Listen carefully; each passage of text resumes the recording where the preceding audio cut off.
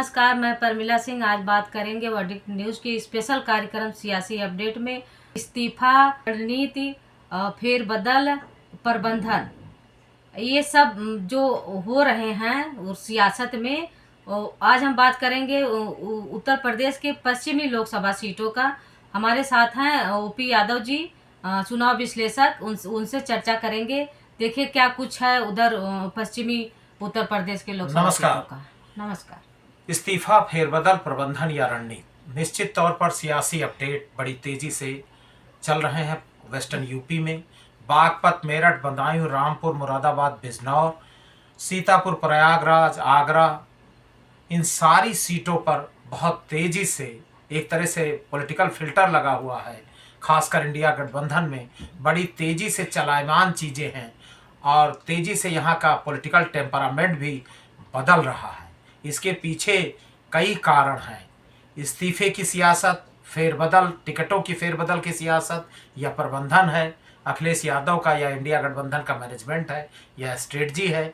इस पर सीट दर सीट अगर बात किया जाए तो पश्चिम उत्तर प्रदेश की बागपत, जयंत चौधरी खासकर राष्ट्रीय लोक दल के भारतीय जनता पार्टी के साथ जाने के बाद ही समाजवादी पार्टी, क्योंकि जब तक जयंत चौधरी साथ में थे ये तय था कि ये सीट राष्ट्रीय लोकदल के प्रभाव की सीट है और ये सीट जयंत चौधरी के कोटे में जाएगी। और चर्चा ये भी थी कि यहाँ से जयंत चौधरी या उनकी धर्मपत्नी चारू चौधरी पार्लियामेंट का चुनाव लड़ेंगे।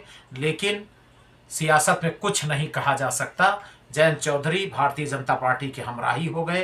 बागपत में पहले मनोज चौधरी को चुनाव मैदान में उतारा और अब समाजवादी पार्टी के सुप्रीमो अखिलेश यादव ने बड़ी तेजी से फैसला पलटा और अमरपाल शर्मा, जो साहिबाबाद से बीएसपी के विधायक रहे हैं, पहले पार्लियामेंट का चुनाव भी लड़ चुके हैं राजनाथ सिंह से गाजियाबाद में, उनको बागपत से पार्लियामेंट का कैंडिडेट बना दिया गया। और जिस तरह के यहाँ के समीकरण हैं, ब्राह्मण मतदाता जो भारतीय जनता पार्टी का core vote bank, base vote bank माना जाता है, ट्रेडिशनल वोट बैंक माना जाता है, निश्चित तौर पर भारतीय जनता पार्टी राष्ट्रीय लोकदल कंबाइन के कैंडिडेट के लिए अमरपाल शर्मा कितनी मुसीबत बनेंगे भविष्य के गर्भ में है। लेकिन अखिलेश यादव ने वेस्टर्न यूपी के जाटलैंड के रण में निश्चित तौर पर सियासी तापमान बढ़ाने का काम किया है। दूसरी पार्लियामेंट मेरठ में भारतीय जनता पार्टी के जो भारतीय जनता पार्टी का मैनिफेस्टो है, राम मंदिर आंदोलन को सियासी लाभ लेने की जो रणनीति पर भारतीय जनता पार्टी के रणनीतिकार काम कर रहे हैं। रामायण में राम की भूमिका में रहे अरुण गोविल भारतीय जनता पार्टी के कैंडिडेचर हो चुके हैं। मेरठ, जहां से कभी भडाना फैमिली, अवतार सिंह भडाना, करतार सिंह भडाना, मलूक नागर, गुर्जर समाज के पार्लियामेंटेरियन लोकसभा पहुंचे। लक्ष्मीकांत वाजपेयी जैसी शख्सियत भाजपा से यहाँ प्रदेश अध्यक्ष और फिर राज्यसभा के सांसद। रफीक अंसारी, शाहिद अखलाक, शाहिद मंजूर।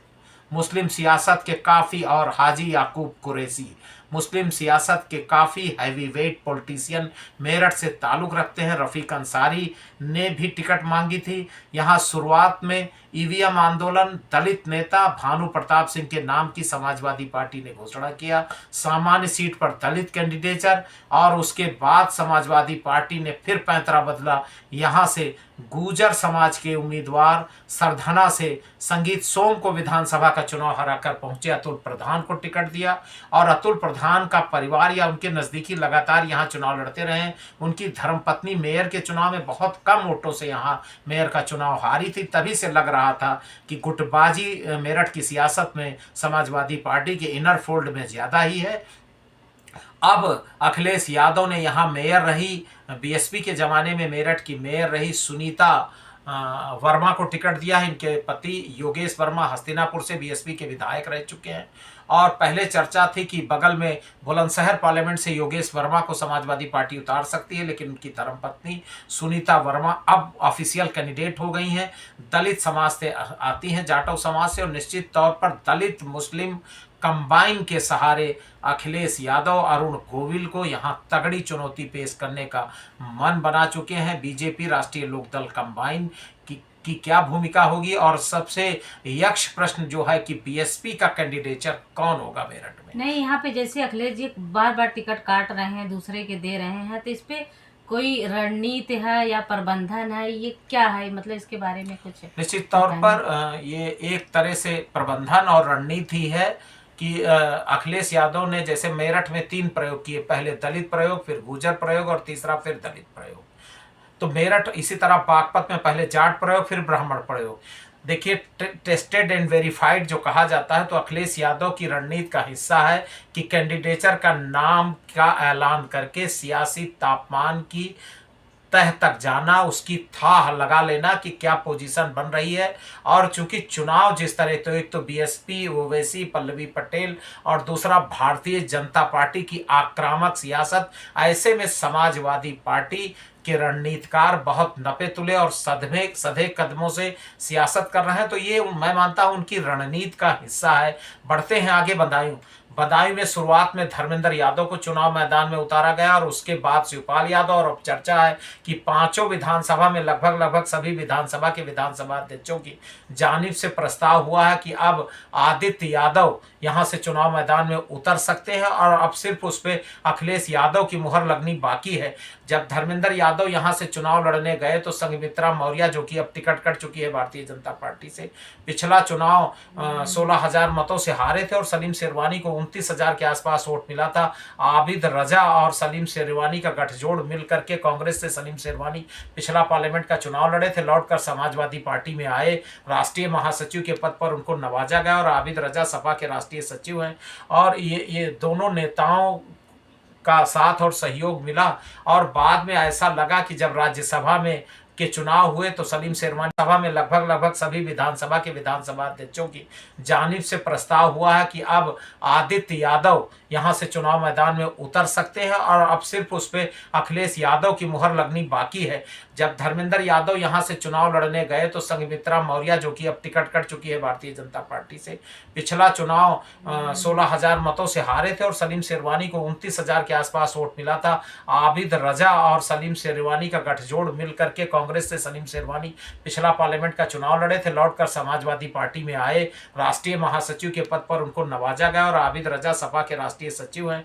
और ये दोनों नेताओं का साथ और सहयोग मिला और बाद में ऐसा लगा कि जब राज्यसभा में के चुनाव हुए तो सलीम शेरवानी नाराज हो गए और उन्होंने समाजवादी पार्टी से अपने रिश्ते खत्म करने की घोषणा कर दी। लेकिन अभी जो अपडेट हुआ है, शिवपाल यादव ने टेलीफोनिक सलीम शेरवानी से बात किया और शेरवानी इस समय इलाहाबाद में है और ईद के बाद वो निकलने की भी बात कर रहे हैं। आबिद रजा, जिन्होंने अपना इस्तीफा दे दिया था, अखिलेश यादव ने पूरे उत्तर प्रदेश में उनको खासकर अल्पसंख्यक मतदाताओं को जोड़ने की बड़ी जिम्मेदारी दे दिया है। और कहा जा रहा है कि आबिद रजा और सलीम शेरवानी को शिवपाल यादव ने मना लिया है और डीपी यादव खुद चुनाव बदायूं से नहीं लड़ रहे हैं। और शिवपाल यादव और डीपी यादव की वाईपीएम यदुकुल पुनर्जागरण मिशन से जो दोस्ती का पैमाना आगे बढ़ा, वो निश्चित तौर पर बदायूं की सियासत में गुल खिला सकता है। अब शिवपाल यादव जिस तरह से यहाँ जोर आजमाइश कर रहे हैं, निश्चित तौर पर बदायूं के लिए वो रणनीति और प्रबंधन के हिसाब से बेहतर रणनीतिकार और कैंडिडेटर साबित हो रहे हैं। चुनाव आदित्य लड़ेंगे या शिवपाल सिंह यादव लड़ेंगे, ये तो भविष्य के गर्भ में है। नामांकन कौन करेगा, अभी गंगा यमुना से बहुत पानी बहना बाकी है। और रामपुर में देखिए कि रामपुर में ऐसी स्थितियां बनी और मेरठ में ऐसी स्थितियां बनी कि हेलीकॉप्टर से नॉमिनेशन पेपर भेजना पड़ा समाजवादी पार्टी को। रामपुर में पहले आसिम रजा, जो पहले तो चर्चा थी कि यहाँ से तेज प्रताप यादव और अखिलेश यादव को चुनाव लड़ने की मंशा जाहिर कर चुके हैं। शिवपाल यादव खुद सीतापुर जेल में मिलने पहुंचे आजम खान से, उनको मनाने। और पहले ये चर्चा आई कि उनकी दत्तक पुत्री यहाँ से चुनाव लड़ सकती हैं, कई चर्चाएं यहाँ चली। आसिम रजा ने भी यहाँ पर्चा खरीदा और बाद में दिल्ली के शाही इमाम यहाँ पर नदवी साहब का नामांकन हुआ। हेलीकॉप्टर से जिस तरह उनको आनन फानन भेजा गया और नामांकन किया गया और कई दिन रामपुर की सियासत में सह और मात का खेल चलता रहा। तो निश्चित तौर पर, लेकिन जिस तरह से भारतीय जनता पार्टी से चुनाव में 2-2 हाथ करने की रणनीति है, तो फिल्टराइजेशन की जो सियासत होती है उस पर भी समाजवादी पार्टी के रणनीतिकार काम कर रहे हैं। और रामपुर में, चूंकि ये रामपुर मुरादाबाद, ये जो पूरा बिजनौर, ये पूरी बेल्ट है, ये पूरी पट्टी है, इस पे आजम खान की सियासत बहुत ही प्रासंगिक मानी जाती है। मुरादाबाद में पहले sitting member of parliament ST Hasan शुरुआती दौर से ही आजम साहब और एसटी हसन के बीच में बहुत अच्छे सियासी तौर पर मधुर संबंध नहीं रहे और एसटी हसन साहब को समाजवादी पार्टी ने कैंडिडेचर बनाया और आनन फानन में उनकी टिकट काट कर यहाँ से रुचि वीरा को, पहले विधायक भी रही, उन्होंने अपने कैरियर की शुरुआत समाजवादी पार्टी से किया, बाद में बीएसपी में चली गई, बिजनौर से भी पार्लियामेंट का चुनाव लड़ी है, मुरादाबाद से उनको कैंडिडेचर बनाया गया है। और चूंकि एक रणनीति इसमें यह भी है कि जो भारतीय जनता पार्टी के रणनीतिकार 80 बनाम 20 की सियासत को अमली जामा पहनाने की रणनीति पर काम करते हैं। आप पूरी समाजवादी पार्टी की सूची को देखिए तो मुस्लिम कैंडिडेचर पर ज़्यादा दांव लगाने से परहेज किया गया है। ये साफ है कि सियासत में 80 बनाम 20 का जो भारतीय जनता पार्टी की सफलता का एक द्योतक भी है, उसको रोकने भी कोशिश है। रुचि वीरा मैं मानता हूं कि इसी रणनीति का अखिलेश यादव का हिस्सा है। बिजनौर में देखिए कि शुरुआत में यहाँ पर बिजनौर जनरल सीट है और यहाँ यशवीर सिंह धोबी जो नगीना से मेंबर ऑफ पार्लियामेंट थे समाजवादी पार्टी के, बीच में नाराज होकर के वो सपा में भी चले गए और फिर उनको सामान्य सीट पे चुनाव मैदान में उतारा गया और बाद में इस सीट पर उनको ड्रॉप करके राम अवतार सैनी जो नूरपुर से सपा के विधायक हैं, उनके बेटे दीपक सैनी को चुनाव लड़ाया गया, उनका नामांकन कराया गया है। इसी तरह मथुरा में, आगरा में बीएसपी से आए जो मेयर का चुनाव बड़े उद्योगपति हैं और मामूली मतों से मेयर का चुनाव हारे थे। अखिलेश यादव ने आखिरी समय आगरा से सुरेश चंद्र करदम को उतारकर आगरा की जो बीएसपी और बीजेपी की बीच की लड़ाई है, यहाँ बीएसपी बड़ी मजबूत सियासत करती है और एक तरह से अखिलेश यादव ने बीएसपी को तीसरे पायदान पर छोड़ते हुए भाजपा से दो दो हाथ करने का कैंडिडेचर के माध्यम से मन बनाया है। और जिस तरह से राहुल गांधी की यात्रा में वो इस पट्टी में शामिल हुए थे, उसी समय से अंदाज लगने लगा कि आगरा की पट्टी को अखिलेश यादव बड़ी संजीदगी से चुनाव लड़ना चाहते हैं। मथुरा में जिस तरह चर्चा थी कि कांग्रेस बॉक्सर विजेंद्र सिंह को चुनाव मैदान में उतार सकती है, लेकिन उन्होंने भाजपा के साथ जाने का फैसला किया। और मथुरा में जिस तरह से कैंडिडेचर कांग्रेस पार्टी लाई है, सीतापुर में भी पहले नकुल दुबे जो एक जमाने में बीएसपी में मंत्री हुआ करते थे, पहले नकुल दुबे, और उन्होंने मूवमेंट भी बढ़ा दी थी 5 विधानसभा में, बाद में उनको ड्रॉप करके और बीजेपी के विधायक रहे, कुछ समय के लिए समाजवादी पार्टी में भी रहे। राकेश राठौर जो ओबीसी समाज से आते हैं, उनको चुनाव मैदान में उतारकर कांग्रेस ने भी यहां परिवर्तन की सियासत करने का, यानी अखिलेश यादव के नक्शे कदम पर चलने की रणनीति पर काम किया है।